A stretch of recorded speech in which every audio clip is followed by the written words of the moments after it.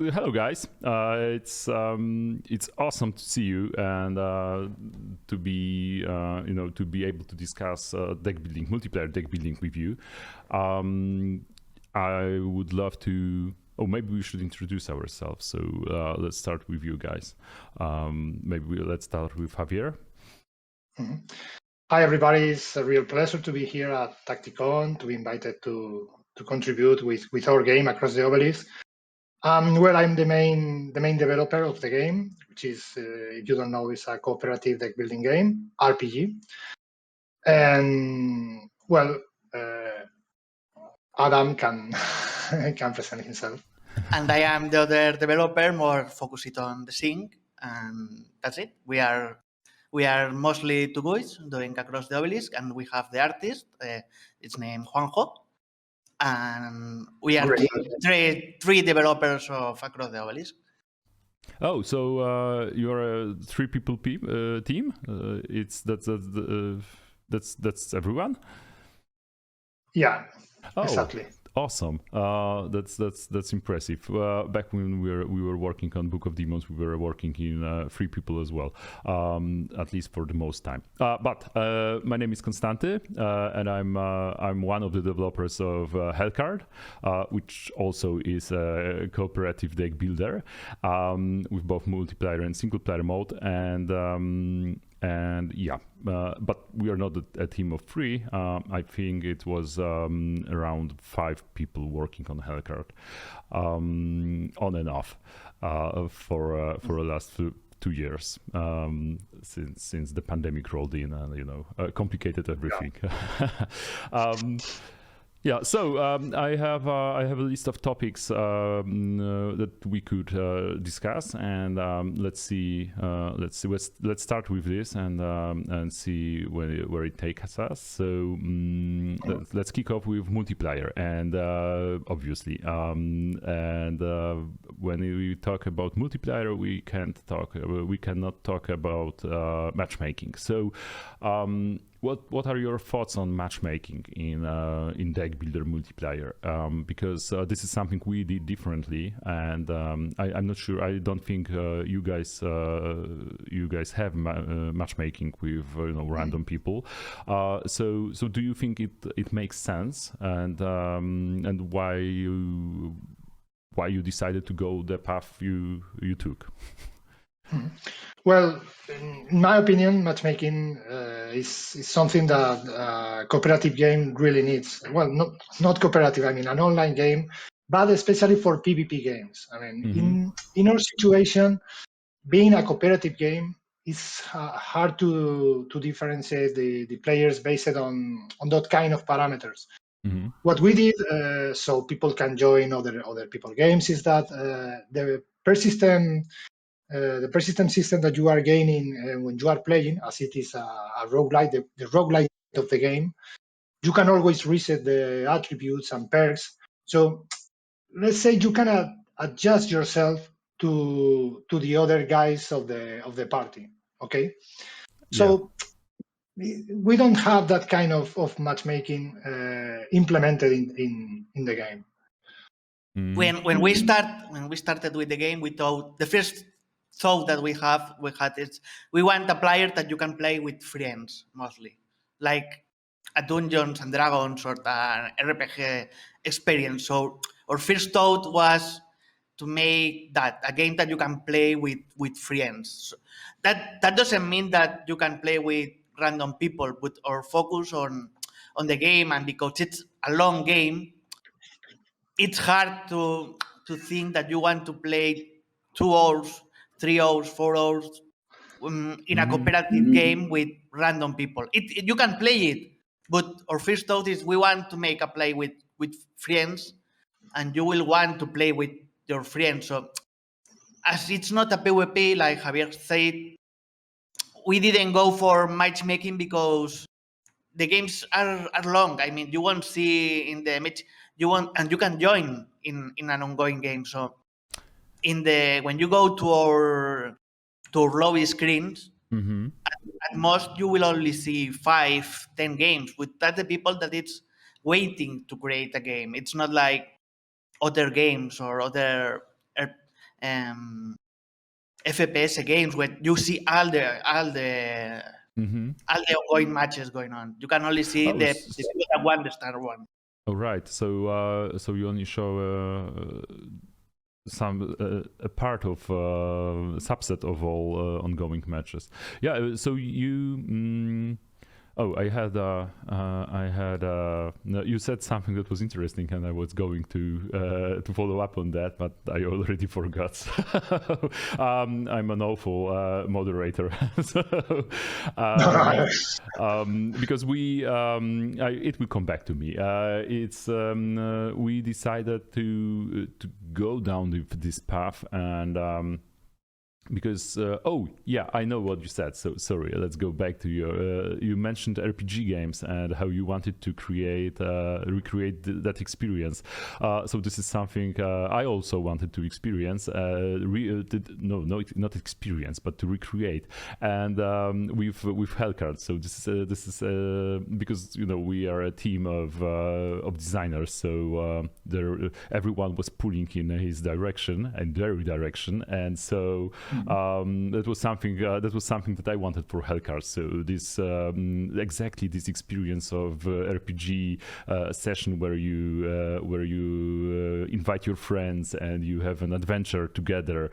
But eventually we also decided to add matchmaking, which came with with a lot of issues, because when playing with friends, you don't have to. You can communicate better, and you all pretty much know each other, so you know what the other person will do and how they will act. So, but for us, we worried that.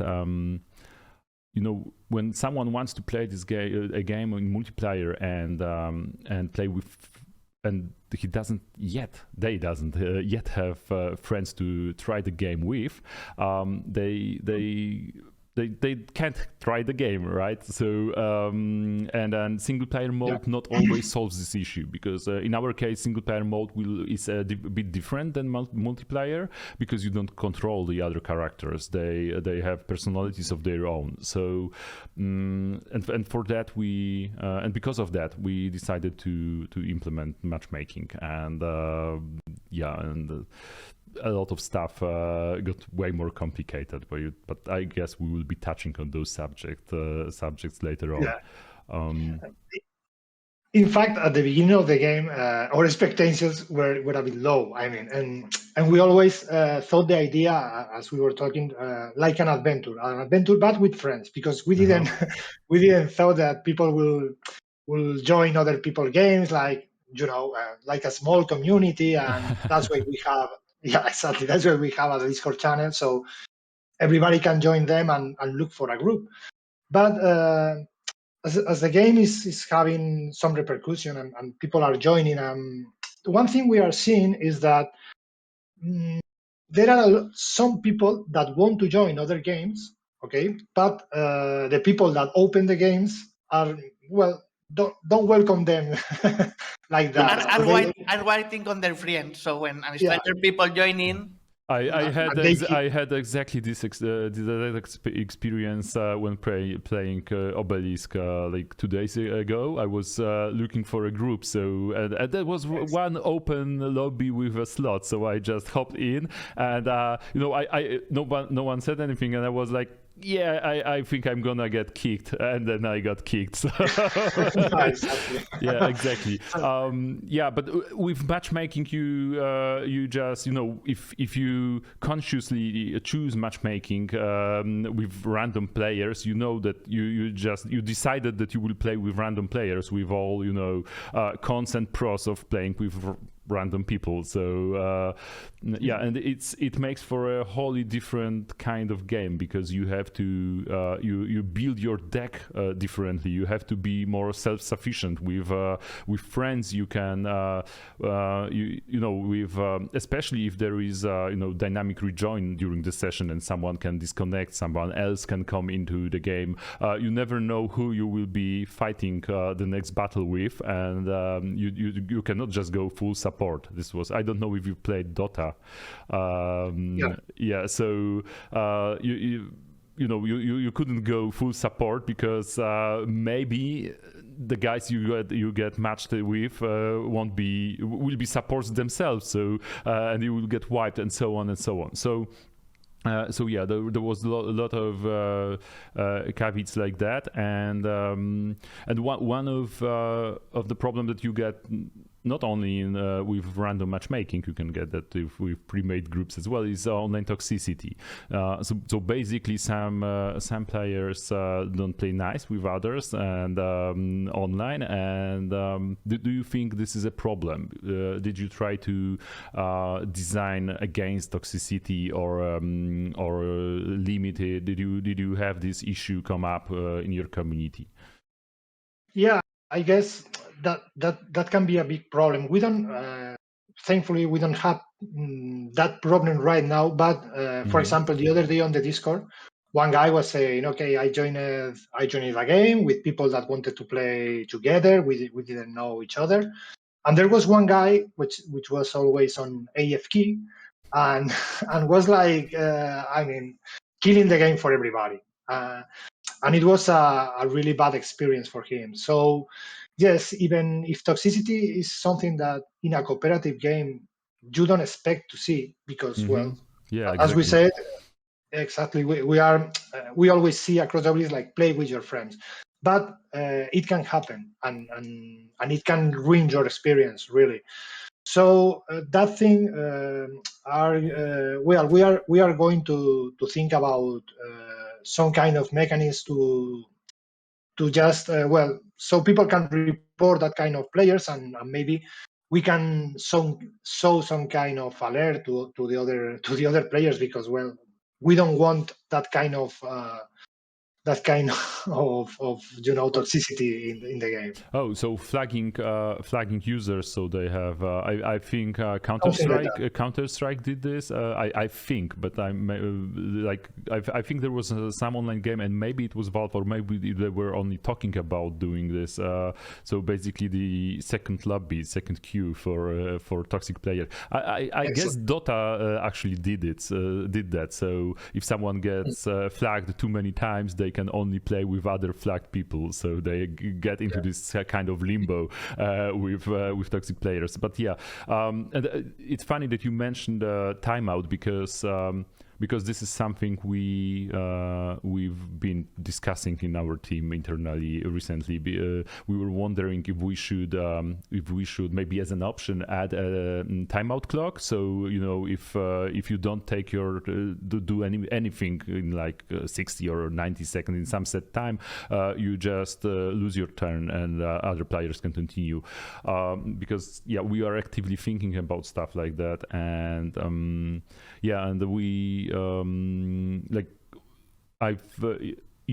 Across the Obelisk, you have this system for pinging, so you can mark cards and add, just show other players what would you like to do. And this is something, and it's nice. It works very well. This is something we also have, but our player take turns in our game simultaneously. So we have this dynamic system.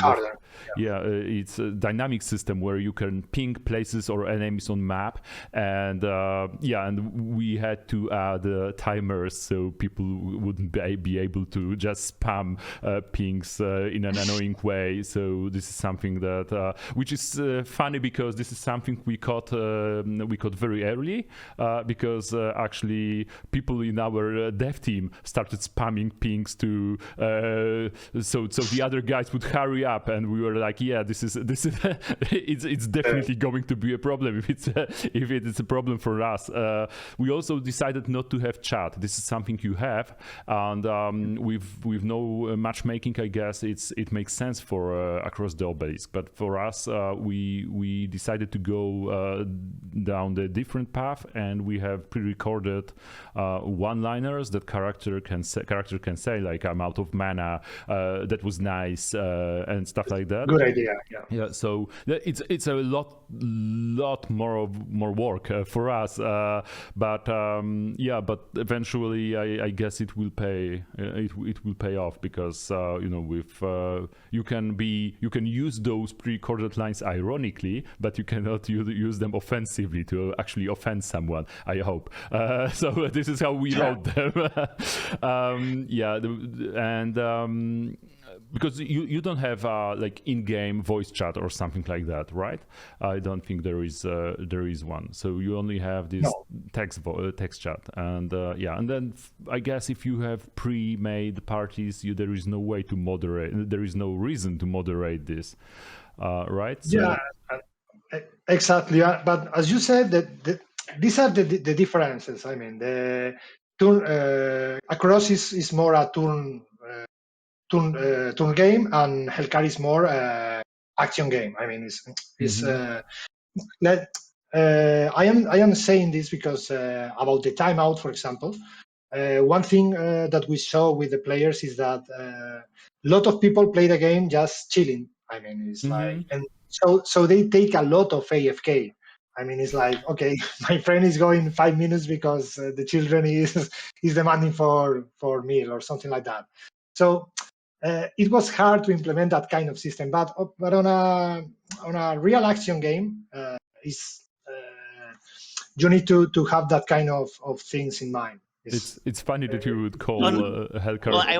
On the contrary, we thought about timeouts, but for a punisher, for a modifier in difficulty, because people take like 1 minute or 2 minutes to play their turn sometimes. So we have thought about adding a modifier that you only have 20, 30 seconds to play your turn. Like kind of sudden death mode.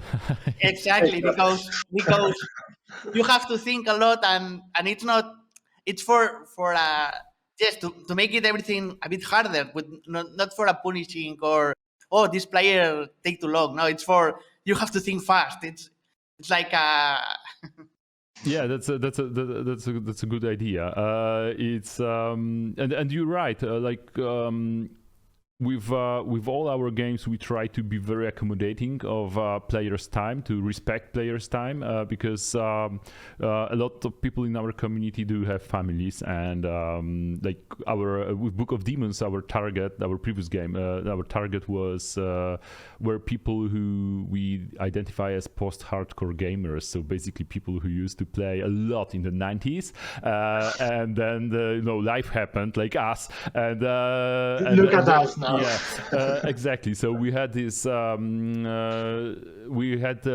This was a focus in our focus in Book of Demons, and with Hellcard we also, because you call Hellcard an action game, which I find funny, because it's in this small subset of games which are card games. I guess the Across the Obelisk is more more tactical game, and we become with Hellcard become this action game, but still there are turn-based card games, so it's I think that's Javier wanted to say simultaneous game.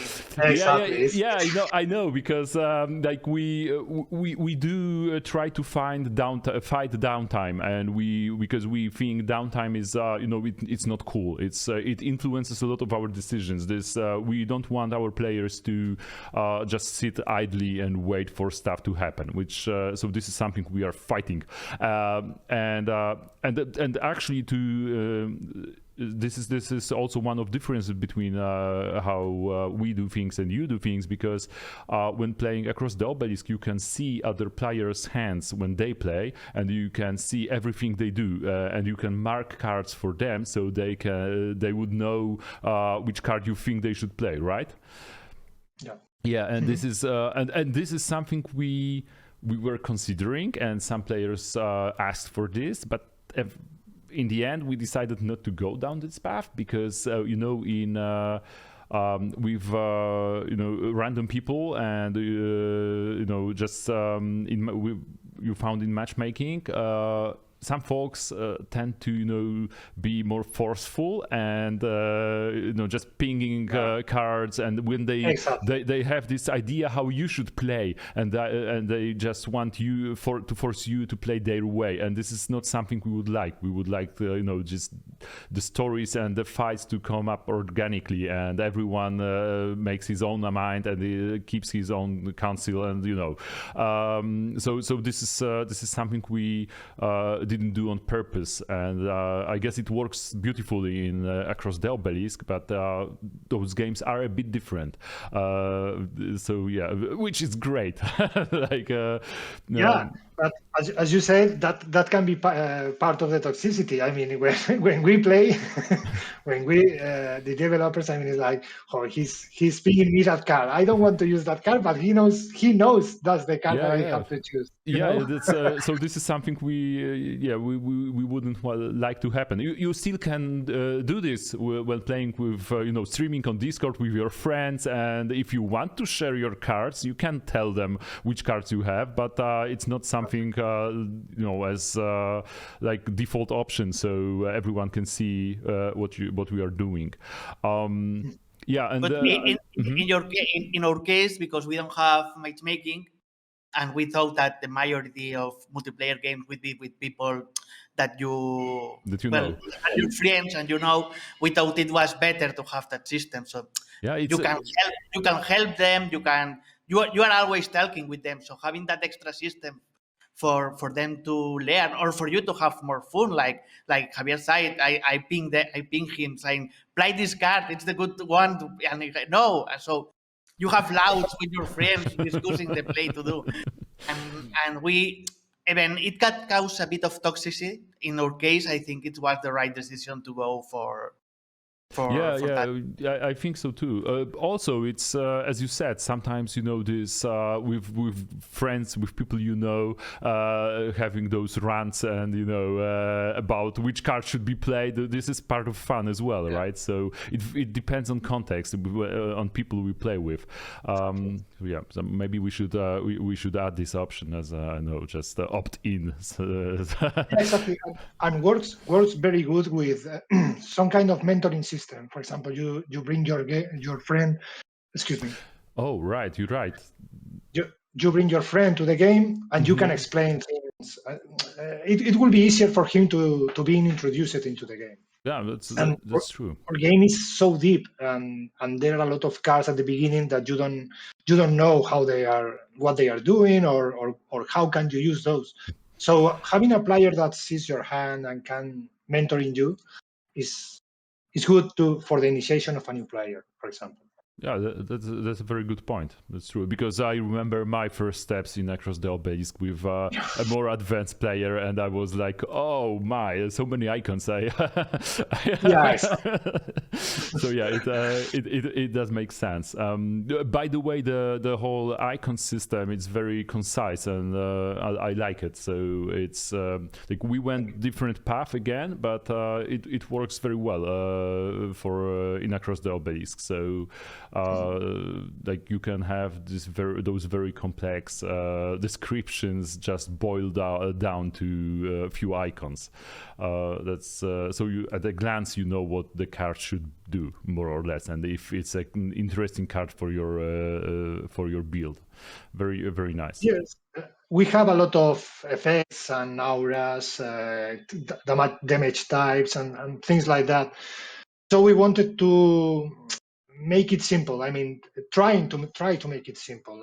We know it's hard, but having a lot of cards in our situation, there are a lot of cards with a lot of text, and even if we use icons, I mean, so it was more of a challenge to show the information about what a card does without the icons. So we took this path. Because we wanted to have a lot of heroes and a lot of synergies and a lot of ways to play. So because we have 16 heroes, if we don't have tools to make those heroes different, all the 16 heroes will begin the same. I mean, if we didn't have enough auras or curses or damage types, I think that it will be very hard to make 16 different heroes and specializations. Yeah, for example, one thing I wanted to say about that, which is synergies and balance, which is the next topic.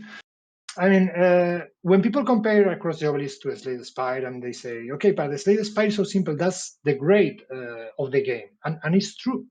But if you are going to do in our situation, if you are going to do some kind of game which is cooperative with 4 players playing, you need to have differences. Like Adam said, we wanted to have a pool of heroes that you can choose. Each hero must be different than the other one. If everyone, if all the characters will their cards were like 6 damage, 8 damage, gain 2 block, I mean, it's simple, but it will not work for people because everyone needs to be different than the other one and cooperate and synergize. Because if we didn't have, for example, if we didn't have damage types, which is something that people say, but why do you have 9 damage types? Because we need to make a complex system so people can interact between them and give them the chance to do different things. One can be the buffer, one can be the healer. It's like in more the RPG aspect of the game. Yeah, that's something. Yeah. That's something we are painfully aware of because as you said, synergies and deck design is the next topic, and we have three heroes, and we try to took a different path, but not very different. Like differences are not in attacks types for us, but more in how heroes interact with enemies and their decks. So, for example, the mage is the last hitter. If his cards, if he finishes the monster off, he gets back the mana spent and stuff like that. And there is so basically what differentiates classes is how you play them and their decks, obviously. But yeah, this was a problem. This was an issue, and it plays into whenever you mention Slay the Spire, right? So there is this approach which Slay the Spire took, where you have simple mechanics that players try to unbalance and make them explode. So basically, when playing Slay the Spire, you try to propel your deck into this crazy killing machine. So, and sometimes you succeed, and it's awesome because you can just steamroll bosses, and most times you don't. But this is something. Do you think this is something feasible in co-op deck building, in co-op multiplayer? Well, in fact, yes, because as we have so many options and we have craft, it's easy to go to one path and exploit and destroy everything about it. Yeah, that's the fun. That's the fun of it. Finding the tools and the combinations, the synergies, and being able to make something that when you end the game, you or in the middle of the game, you feel very powerful and proud about having found or created your deck, your synergies. The main difference is that we have full crafting system. So, as in Slay the Spire or other games, maybe a bit more hard or to obtain that card that can explode the deck or make something super hard. We have loot in the map that some loot is fixed. You can go for that boss that drops the item that makes your build go exponential. You can in the cities, in the town, you can craft that card that, for make an example with the Slay the Spire, that doubles or triples your poison or your bleed. So it's a bit easier to go and make that deck that everything go exponentially crazy, and then we have extra items that dip on that and make everything explode if you use the correct setup.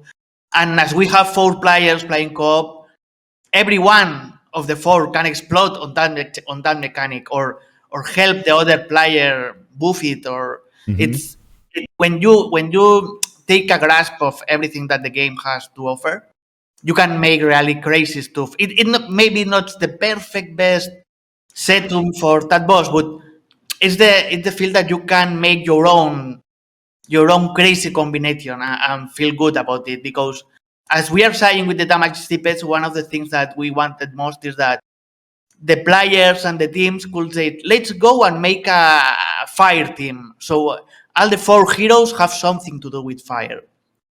Or let's go and make a poison oil team. So we can take that character that specializes in poison, but that other healer also can dip in poison, and I can help that other with.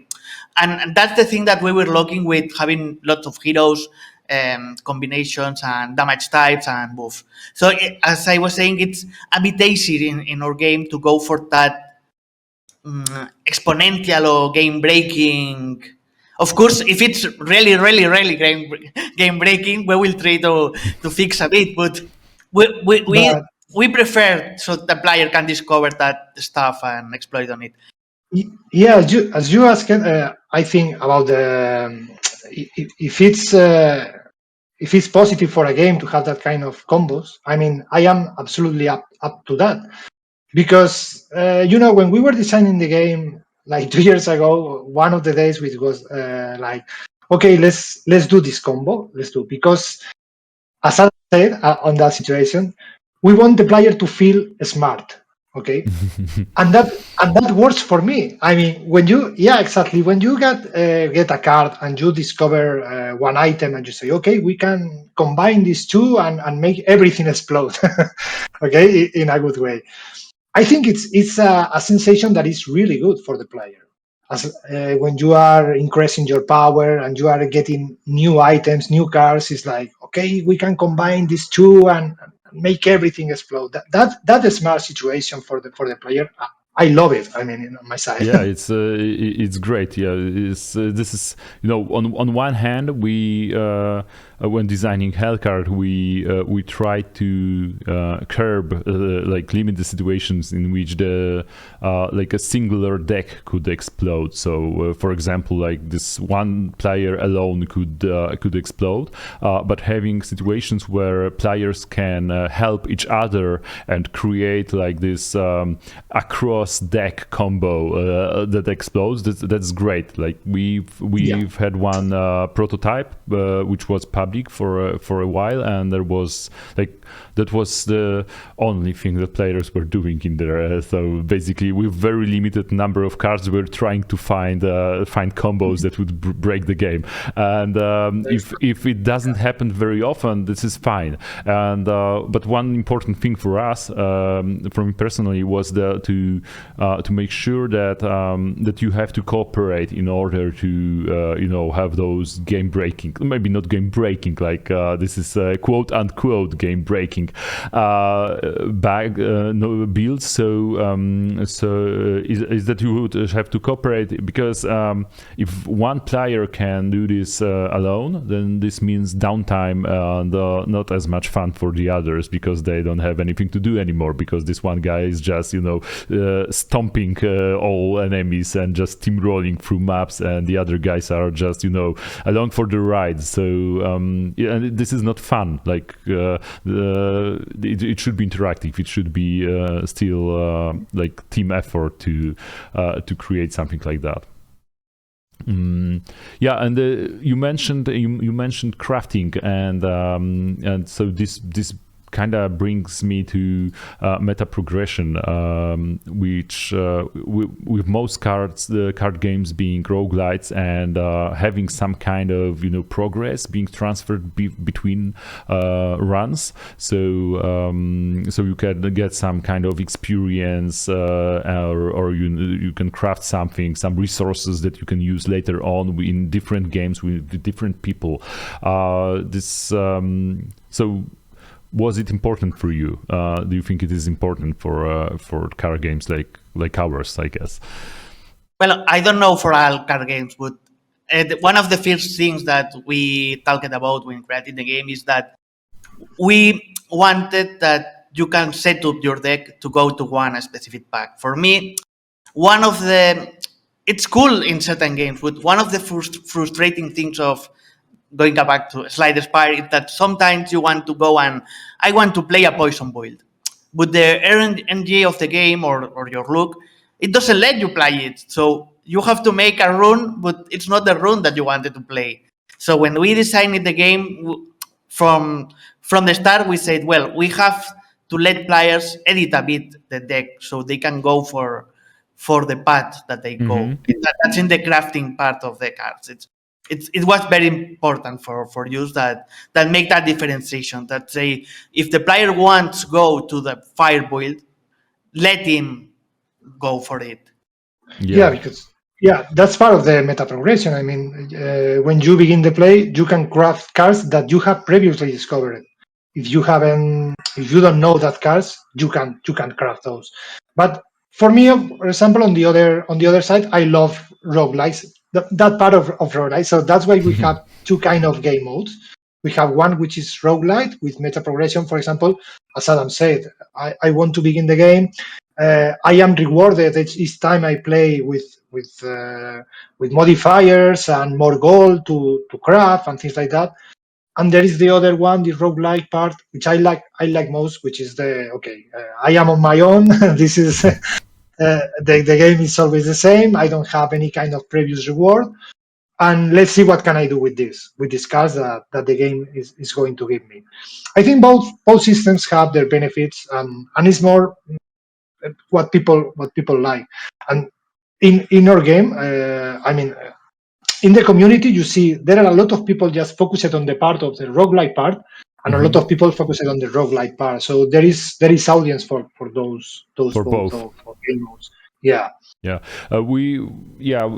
With Hellcard, we do have this meta progression where you unlock cards and artifacts, and some artifacts you can equip at the beginning of the run, and they affect your starting hand. So basically, it's a different approach to different solution to the same problem as yours as your crafting. So you can, if you want to have a specific build, the longer you play, the more options you get to start with cards and artifacts that will, that will point you in the right direction and make it easier to get this specific build during your run. And of course, you can, as the more advanced you are, the more unlocks you have, the more different cards you can find along your way, which also changes how how many options for synergies you have, and how much mobility you have in your deck, which comes with its own set of problems. For example, when you have 2 players or 4 players in your case, or 3 players in our case, that are on very different levels. One of them is very new to the game, and the other one played for like 100 hours, and they start playing together, and one of them has unlocks and the other one doesn't, and how do you balance the game for them, so they both would have a challenge. That's trick. That's a very tricky question. It's for us, it's like the card approach, like our approach, where players get more advanced cards, more complex cards that allow for more cool things in a way, and more synergies, is it works better, maybe not better, but it works well, because when playing with when a new player plays with very advanced player, there is not much difference between them. It's just that one of them has different cards. They are not more powerful per se, but they allow for more tricky play, like more cunning and stuff like that. So because we don't change any base stats or stuff like that. So that's a good idea. Yeah. In our case, you can adapt some of your meta progression to your friend of lower level. You mentioned that. So you can shoot down your perks or your meta progression or your gold if you want to play at the same level of the new player. Yeah, that's a cool idea as well. So you can basically like it's very new player friendly, right? So not only you invite your friend, but you can also rework your character to be more up to the task of introducing them. Yeah, that's also a cool approach. Yeah, there is. So that's wanted to ask. That's why, if, for example, you are using matchmaking. Just Yeah, we have this because in our case, you can get matchmaked with player who has much fewer unlocks. Of course, we prefer to match players who are on more or less the same level, but you know how it works. Like sometimes you just in some games, some games are just designed not to be like Dota. I mentioned before. You just can't play with players who are way more advanced than you on just not even in unlocks but in skill. Because that wouldn't be a pleasant experience for either side probably. And in our case, with matchmaking, we want to eventually match you with someone. So if there are no players on your level, we will match you with players on other meta progression levels. One thing we do is we actually allow for players on different floors, because in our game in Hellcard you have floors and you just descend lower and lower. So basically a progress within a run is measured in floors, and you can actually get matchmaked with players on different floors. So you still fight battles together. You get different monsters in your parts of the map, so to say. So initially you are fighting monsters that are good for your character level, but they can move around the map and so on, and the game still makes this a balanced experience, as much balanced as it possibly can be. So yeah, that was a very tricky thing to to design, to be able to facilitate play with between players who are in different parts of the dungeon, so to say. But yeah, it works more or less. Yeah, yes, sounds really cool. In fact, and on the programming side, I mean, I guess it must be a nightmare to program that kind of system. It looks really good. It was a nightmare. I would totally send you keys after this. So I would love to have your feedback on that. So I would love to test it because as I said, sounds really good. And what did you encounter like this? There are always in design those parts that are super difficult, and you spend so much time trying to figure out how to do stuff. Did you have some those toughest nuts while designing across the Obelisk? Yeah, there were a lot of design on the design situation because I can talk about programming. Programming, as you guys know, programming a multiplayer game is like a different. It's like a lot of problems. But on the design side, one thing.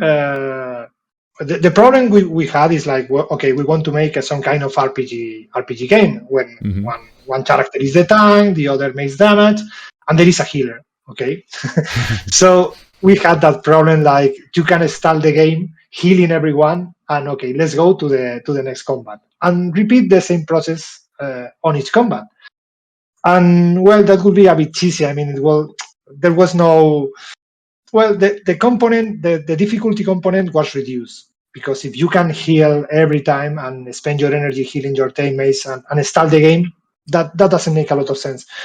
So we try to reduce that. To just instead of punishing the player for doing that, we wanted to reward the player for not doing that.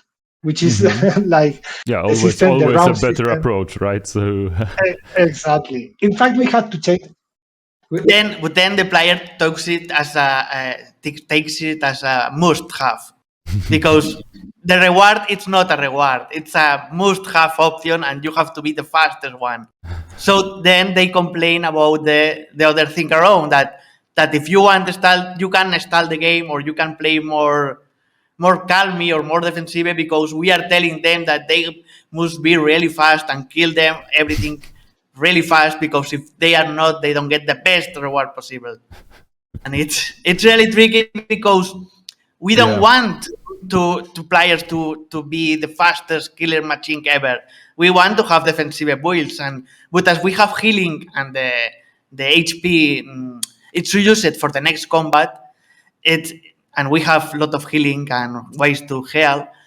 It's a tricky part, because we don't want to feel that the player is forced to go the fastest way, but we don't want the player to steal the battlefield, because the point of it is that you have to make a choice of a risk versus reward. And it's really tricky to complete. I know exactly what you are talking about, because we also had this in this first prototype we did and publicly tested. We had those heal over time auras, and and people would just cheese it and keep this one last poor skeleton alive, and just until they are all healed and restocked, and then they just finished him off and moved on. So this time around. Exactly. It was a headache, because we had all healing effects are designed with this in mind, so you cannot heal over time. There is always like a finite resource that you have to use to be able to heal, like kill enemies, or but only the non-summoned enemies. So you cannot just keep one summoner alive and just farm him for health and so on. It's your solution is interesting, because I didn't see this immediately when playing. I've noticed why I didn't see why you did it like that, because I noticed the timer and I was like, holy crap! Like, the best rewards are only if I win in the just 1 or 2 turns. This is crazy. Like, I have no idea how to win in 5. I'm always being punished. But are there really people who are able to do this so quickly? But it's also and now I see that it's a solution to the same problem. Maybe I didn't see it back then, because I never played a healing class. So in fact, when we started, we were punishing you for going a bit slow. We were punishing a bit the player, and at some point, if you take like 50 turns, we said, well, you take too long, you can continue a player, but you don't get rewards. But that was even worse. So over the time, we made the decision that, yes, we have to give the player a bit of bonus, but not enough that he feels that that going medium or good instead of excellent, it's bad for him. But even that, the most players think that they should go excellent. That excellent is the standard. And it's always like that, right? So it's like I'm not medium. I'm an excellent player. So. As Alan said at the beginning, we had a lot of problems with that, because as he said, it got punishing. Okay. So we reduced the gap, and it's now just at this point is more when you have a good party of heroes, and that it's just a decision between, okay, I want 10 more HP or 10% more gold. It's just Yeah, it's and the decision to reward instead of punishing is a very good one, because it's it's, as you said, it's always better to reward than to punish, and it also I guess it also contributes to the cooperative atmosphere, like mood of the game, where it's more positive. In Darkest Dungeon, this wouldn't work. Just imagine a co-op Darkest Dungeon. So it would have to be punishing you for everything, because this is the theme of the game, right? And across the Obelisk and Hellcard as well. Like, they're both very rather positive games, even though Hellcard is more of a grim dark theme. It's still full of humor, and Across the Obelisk is surprisingly bright and colorful, and just fairy tale magical. It's not grim and punishing at all. So Exactly. Well, we punish you sometimes if you take some options that you show them, or if you clearly make a roll that you see that you have a 10% chance of success. I always take those. I always risk everything. So it's what I do. Like 25%. Yeah, let's just try this.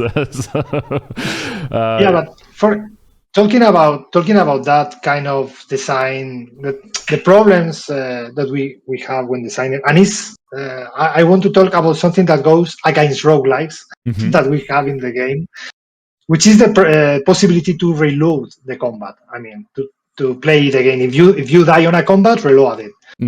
At the beginning, it was it was our solution. We had a lot of problems with the synchronization and things like that, because with 4 players, the problem that we had with Across the Obelisk is that there are a lot of kind of interactions and actions that are following other actions.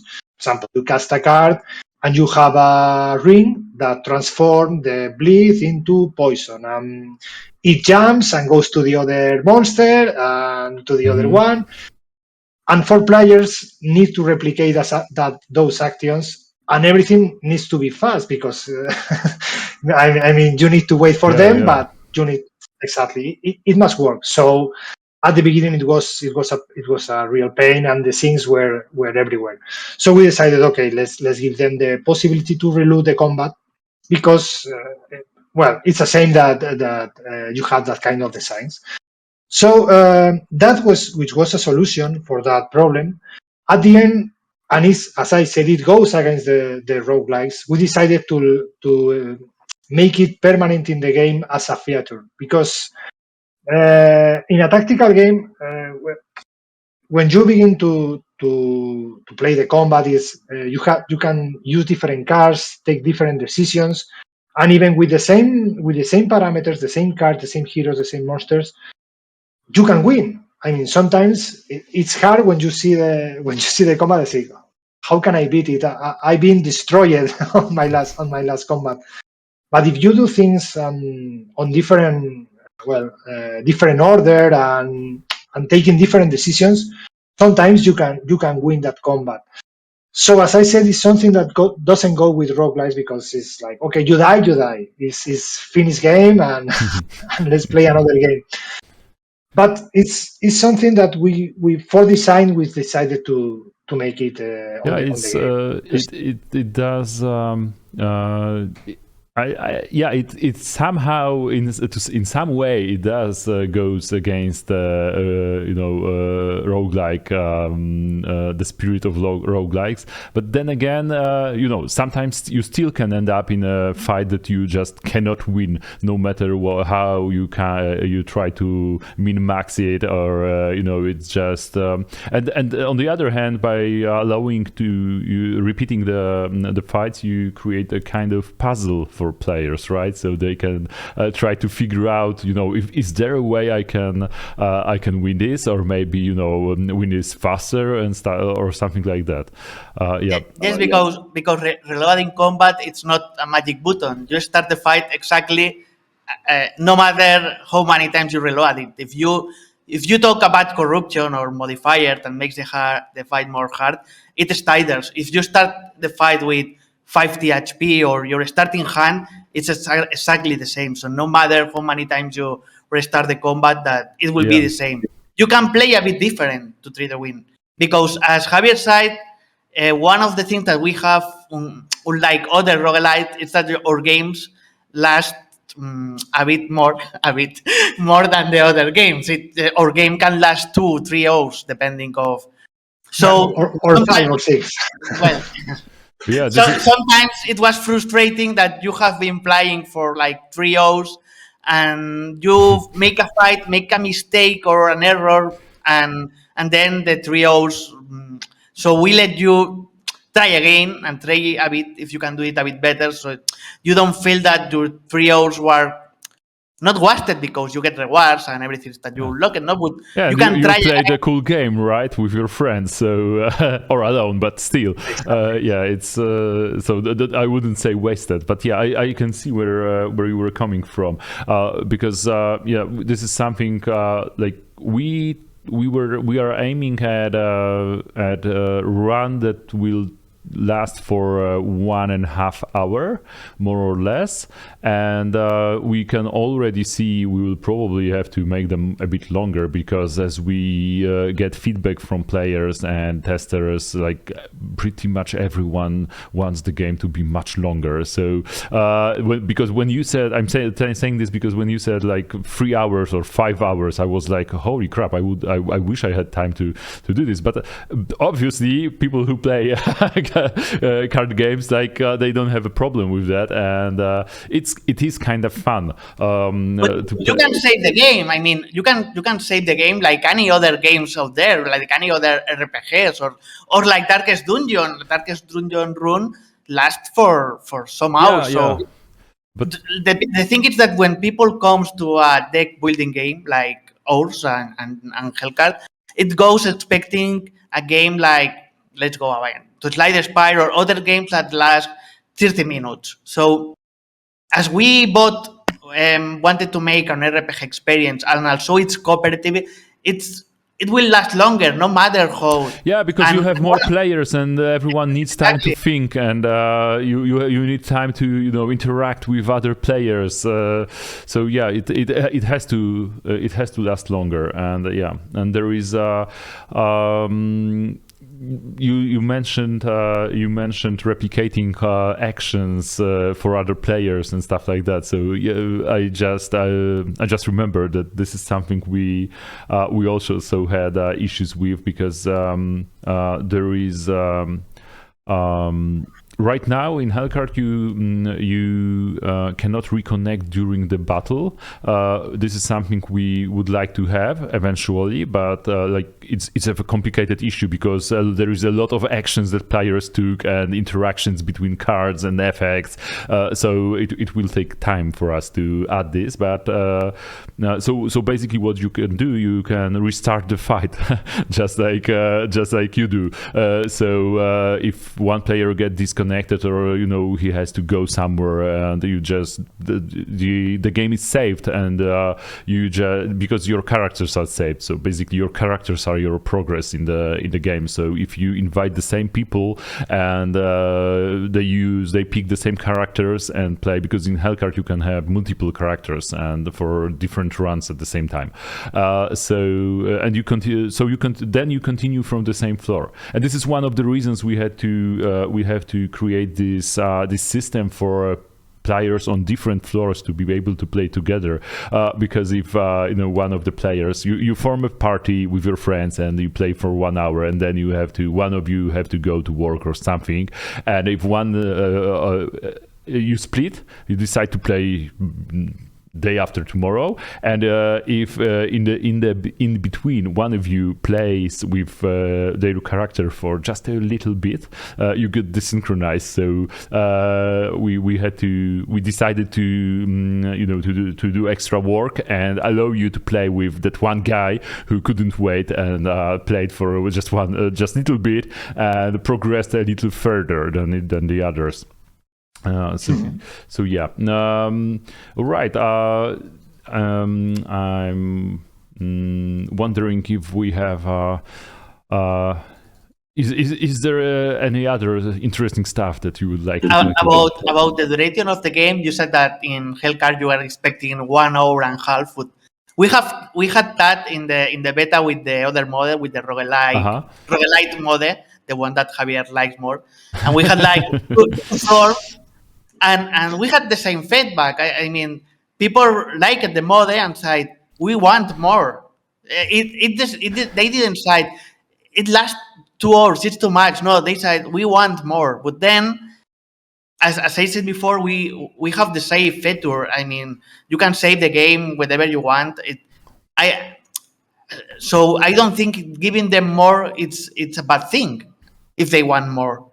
Yeah, it's always, you know, this there is this old adage about feedback from players and users. Like sometimes people are not really like they want something, but they don't exactly know what it is. So I think this saying was about cars, and I can't remember the game right now, but the feedback from testers was that the cars are not fast enough and they should go faster.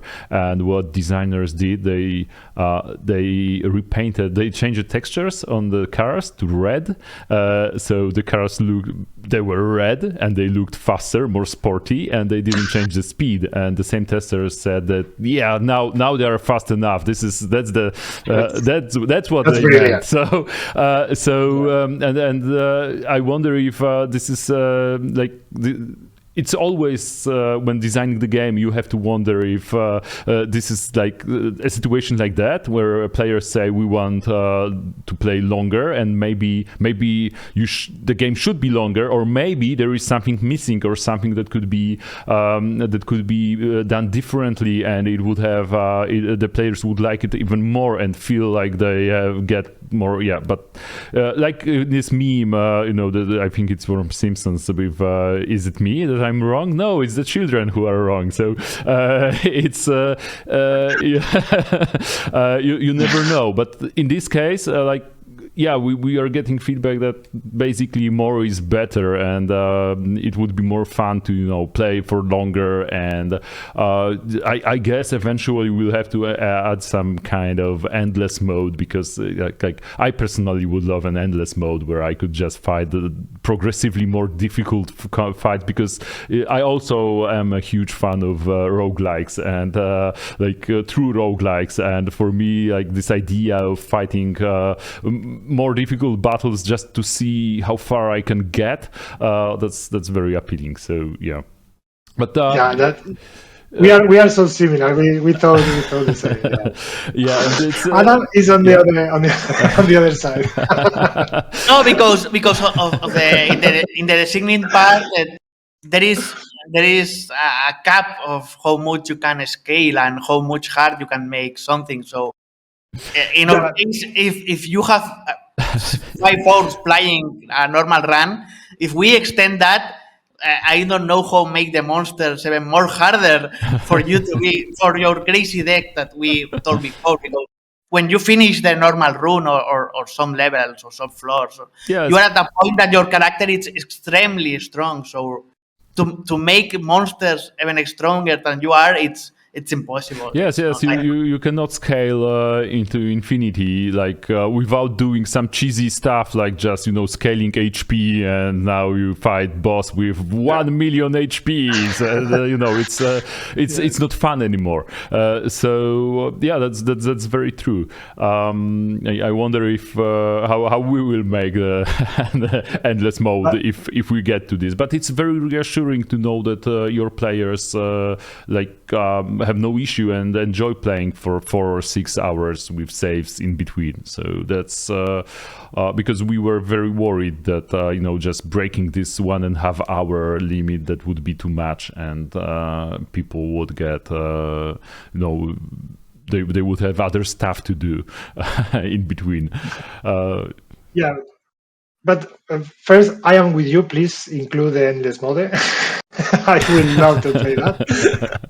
And about duration, I mean, you always have the both sides. I mean, there are a lot of people which say one of the negative things they say about the game is I don't want to play for 4 hours. I want to play 1 hour because on that specific game, everything goes faster, everything goes so quick, and I want to play it just before having dinner or whatever.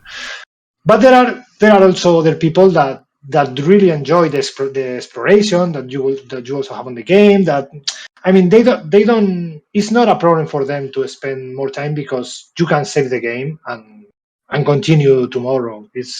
But there are always there are the both sides.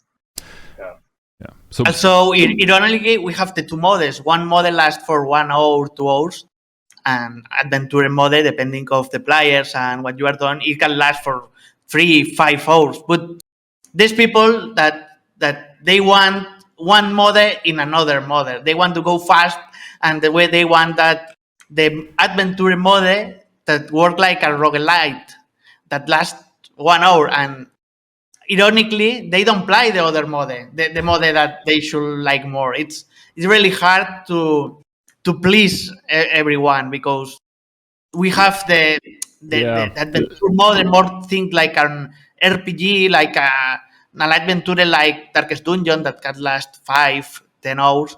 And then we have the another mode, the more roguelite, normal roguelite, a bit faster, not much faster, but a bit faster. And it seems that people want to play the two modes like they are the same. I don't know if. I understand what you are trying to say. This here, it makes sense. It's there is always like we did it in Book of Demons. We also added roguelite mode where you maybe it was like roguelike mode because it was not really roguelike, but it had permadeath and more randomness. It was not such a crafted experience, we added it because some people wanted to play the game that way, and also we were trying to counter some other stuff, like people just getting what's the word, like they were getting too comfy with one deck and one build, and they just always tried to play this one build. So I wonder if this is something we will be getting with Hellcard. So basically people reporting that the build is broken because the game is too easy and you cannot it will happen.